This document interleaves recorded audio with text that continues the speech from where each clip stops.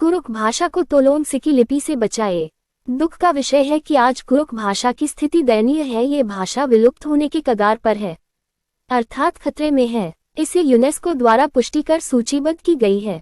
UNESCO विश्व की उन सभी विलुप्त हो रही भाषा लिपियों पर शोध करके सूचीबद्ध करती है। कुरुक भाषा भारत के अनेक राज्यों में तथा विश्व के कई देशों में बोली जाने वाली भाषा है। यह एक जनजातीय भाषा है। इस भाषा को अधिकतम कुरुक उरांव समुदाय के लोग बोलते हैं।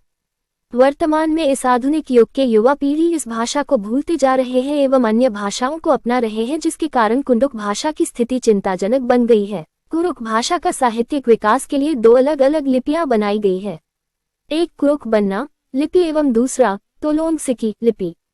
समाज में कभी भी लिपि संबंधी समीक्षा कार्यक्रम नहीं किया गया, जिसके कारण आज कुरुक भाषा के लिए दो लिपियां समाज में प्रचार प्रसार हो रहा है, जो उचित नहीं है और यह चिंता का विषय है। दोनों लिपियों के समर्थक अपने अपने ढंग से कुरुक समाज के बीच प्रचार प्रसार कर रहे हैं। इसके कारण कुरुक समाज दो भागों में विभाजन होने का खतरा बन गया है।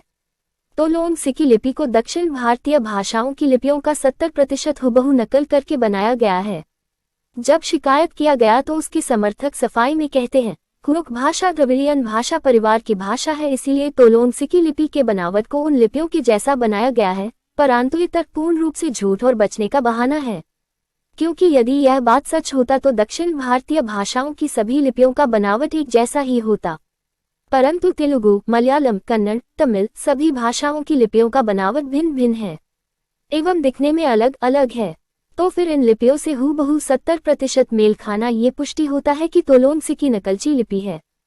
तोलोन सिकी लिपि में और एक विशेष त्रुटि यह है कि उससे लिखने पर लगभग 1.5 गुना अधिक अक्षर एवं 1.5 गुना अधिक जगह लगता है, जिसके कारण लिखने में भी उतना ही अधिक समय भी लगता है, जो हमारे लिखने पढ़ने वाले विद्यार्थियों के भविष्य के लिए सही नहीं है।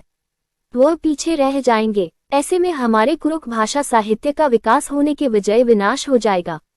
इन्हीं कई त्रुटियों के कारण से ही तोलोन सिकी के समर्थक कभी भी लिपि की समीक्षा के लिए तैयार नहीं हुए, क्योंकि उनके पास इन प्रश्नों के उत्तर नहीं है और समर्थक तोलोन सिकी लिपि को कुरुक समाज में जबरन थोपने का प्रयास कार्य कर रहे हैं, जो उचित नहीं है।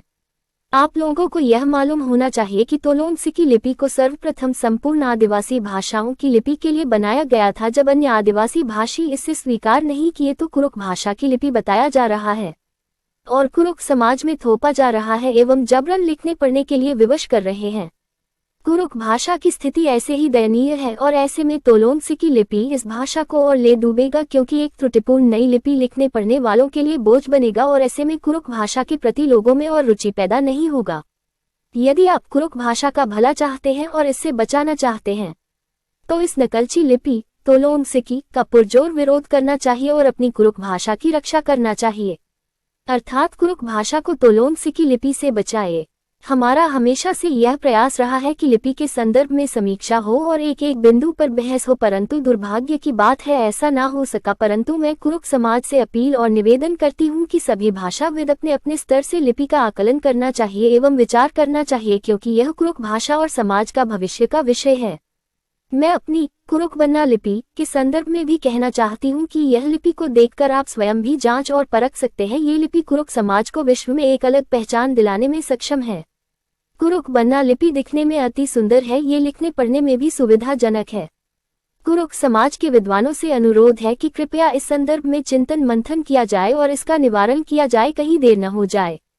जय धर्म।